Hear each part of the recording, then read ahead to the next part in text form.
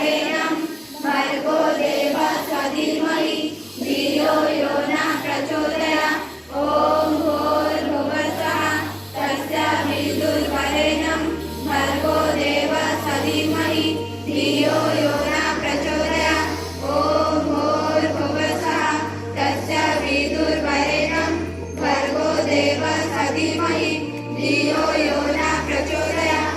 सर्वे भवन्तु सुखिनः सर्वे सन्तु निरामयाः सर्वे भद्राणि पश्यन्तु मा कश्चित् दुःखः भवेत्। ॐ शान्तिः शान्तिः शान्तिः।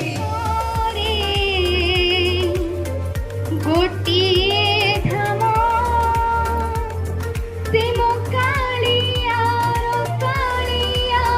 श्रीक्षेत्र धाम चारि धाम भितरे गोटिए धाम से मो कालियार श्रीक्षेत्र धाम शहे नाम भितरे गोटिए नाम से मो कालियार अमृत नाम जड़े एमिति ठाकुर नाही जा मुह को देले अनेई जड़े एमिति ठाकुर नाही जा मुह को देले अनेई आखिरो गनेई आसे लुहा श्रावण से मो कालियार चारोटी जिनिस कहबी ए बी आउ सी आउ डी ये चारोटी जिनिसर महत्व आमे आशा करिवा निश्चित भाव में पिला माने कार्य लगेबे। A for attitude A for attitude माने मनोवृत्ति दृढ़ मनोबल पिला माने आज गुरु दिवस रे आमे शपथ नवा आमे जेकोसी कार्य करवा मन दृढ़तार सहित करवा एवं से कार्यटी सफल होला पर्यंत करवा। जदि दृढ़ मनोबल अच्छी कौन कार्य अक्षम हो रही असफल हो रही तेणु आमे आमर मनोबल प्रत्येक कार्य प्रत्येक थे घरे हो बाहर हो विद्यालय हो आमे जब दृढ़ मनोबल करवा निश्चित भाव में सफल हवा। सार जो कथा कहते मुझे अन्य भल पिला भाई भल पाठ पढ़ी पारि ये दृढ़ मनोबल ने कौन कार्य असफल होना तेणु आम आज दिवस में यही शपथ नवा जे मोर एटीट्यूड को मोर मनोबल को निश्चित भाव। गुरुदेव महेश्वर गुरु साक्षात् परम ब्रह्म तस्मै श्री गुरुवे नमः तस्मै श्री गुरुवे नमः। तो आजिकार यही आम जो पवित्र गुरु दिवस उपस्थित थिबा प्रधान शिक्षक महोदय मंचासन अतिथि तथा विद्यालय समस्त छात्र छात्री मानक मोर शुभेच्छा और शुभकामना।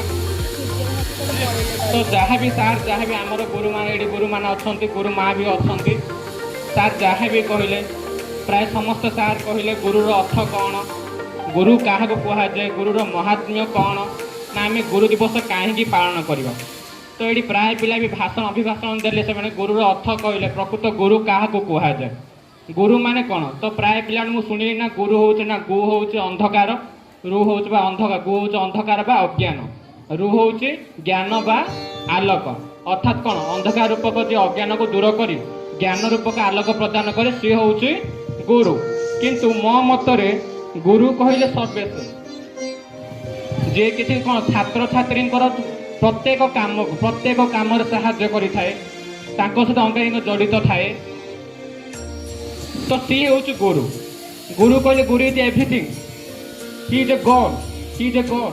सब तुम भल ही कहते तुम से भाव सार मत गाड़ी कर सार रागुंट एमती नुह कि तुम कौन पूरा पर्सनाल ग्रजेस रखिक बुझिक किसी कहते जहाँ भी से कहते आमर पे भल हूँ समाज गोटे परिगणित हूँ समाज गोटे भल ना हो से ना किए पढ़ुते ना आम स्कूल पढ़ुते आम सार सब पढ़ाते बोले से पे सार मान गर्व। तो सार मत सब गीत गीत भी सब गाई गाइबा चाहूनी पिलाने बहुत दिन तलर कथा गोटे आश्रम रे जड़े गुरु थे आ बहुत शिष्य थे सी गोटे थर कौन करते ना शिष्य को लेकिन गोटे जगह को जाऊे ଯେହେତୁ ଦୂର ବାଟ ଏବେ ସିନା ଆମର ସାଇକେଲ ଗାଡ଼ି ଯାହା ସବୁ ଅଛି ସେ ସମୟରେ ଯୁଆଡ଼େ ଯିବେ ଚାଲିକି ଯିବେ, ସେ ସମୟରେ କିଛି ନଥିଲା। ତ ସେ ଚାଲିକି ଯିବା ବାଟରେ ଏମିତି ଗୋଟେ ଜାଗାରେ ରାତି ହେଇଯିବାର ଅଛି। ତେଣୁ ଶିଷ୍ୟ ଜଣ କହିଲେ, ଗୁରୁଜୀ ଆମେ ଗୋଟେ କାମ କରିବା, ରାତି ହେଇଯିବାର ଅଛି, ଆମେ କେଉଁଠି ଗୋଟେ ଗାଁ ଦେଖିକି ରହିଯିବା, ଗୋଟେ କେଉଁ ଗାଁରେ ରହିଯିବା। ତ ସେମାନେ ଗୋଟେ ଛୋଟ ଗାଁଟେ ପଡ଼ିଲା, ଆଉ ସେ ଗୋଟେ ଘରକୁ ଗଲେ, ଆଉ ସେଠି ଦେଖିଲେ ଜଣଙ୍କ ଘରେ ରହିବା ପାଇଁ ସେ ଜଣେ ଲୋକ ବହୁତ ଦରିଦ୍ର ଥିଲେ, ବହୁତ ଗରିବ ଥିଲେ। ସେଦିନ ସେମାନେ ତାଙ୍କ ଘରେ ରାତିରେ ରହିଲେ, ଗୁରୁ ଶିଷ୍ୟ ରହିଲେ। ଗୁରୁ ପଚାରିଲେ, ସେ ଦରିଦ୍ର ଲୋକଙ୍କୁ ପଚାରିଲେ, ତମର ଏମିତି ଅସୁବିଧାରେ ତମେ ଚଳୁଛ, ତମର କ'ଣ ସମସ୍ୟା ଅଛି? ସେ କହିଲେ, ମୋର ସମସ୍ୟା କିଛି ନାହିଁ, ମୋ ପାଖରେ ବହୁତ ବିଲ ଅଛି ବା ଚାଷ ଜମି ବହୁତ ଅଛି, କିନ୍ତୁ ଲୋକମାନେ କୁହନ୍ତି ସେ ଚାଷ ଜମିରେ ଚାଷ ହେଇପାରିବନି ବା ଚାଷ କଲେ ଭଲ ଫସଲ ହବନି। ହେଲେ ପଚାରିଲେ, ତମେ ତାହେଲେ କେମିତି ତମର ଗୁଜୁରାଣ ମେଣ୍ଟ କରୁଛ, ନିଜକୁ କେମିତି ତାଙ୍କ ଘର ଚଳାଉଛନ୍ତି ବୋଲି ପଚାରିଲେ ଗୁରୁ। ତ ସିଏ ଉତ୍ତର ଦେଲେ, ମୋ ପାଖରେ ଗୋଟେ ମଇଁଷି ଅଛି, ସେ ମଇଁଷି ଯେଉଁ କ୍ଷୀର ଦିଏ ସେଇଥିରେ ଆମର ଗୁଜୁରାଣ ମେଣ୍ଟ ହେଇଯାଏ ଆଉ ଆମ ଘର ଚଳିଯାଏ। ତ ସେଦିନ ରାତିରେ ସେମାନେ ରହିଲେ, ଗୁରୁ ଶିଷ୍ୟ ତାଙ୍କ ଘରେ ରହିଲେ। ଯେତେବେଳେ ସକାଳ ହବାର ଅଛି ସେମାନେ ଭୋରୁ ଭୋରୁ ଉଠିଗଲେ ଗୁରୁ ଶିଷ୍ୟ। ଆଉ ଗୁରୁ ଜଣକ କ'ଣ କହିଲେ ନା ଶିଷ୍ୟକୁ କହିଲେ, ଏ ଯେଉଁ ମଇଁଷିଟା ଅଛି ଆମେ ନେଇକି ପଳେଇବା। ତ ସେମାନେ ମଇଁଷି ଧରିକି ପଳେଇ ଆସିଲେ। ଶିଷ୍ୟ କହୁଥାନ୍ତି ଗୁରୁକୁ,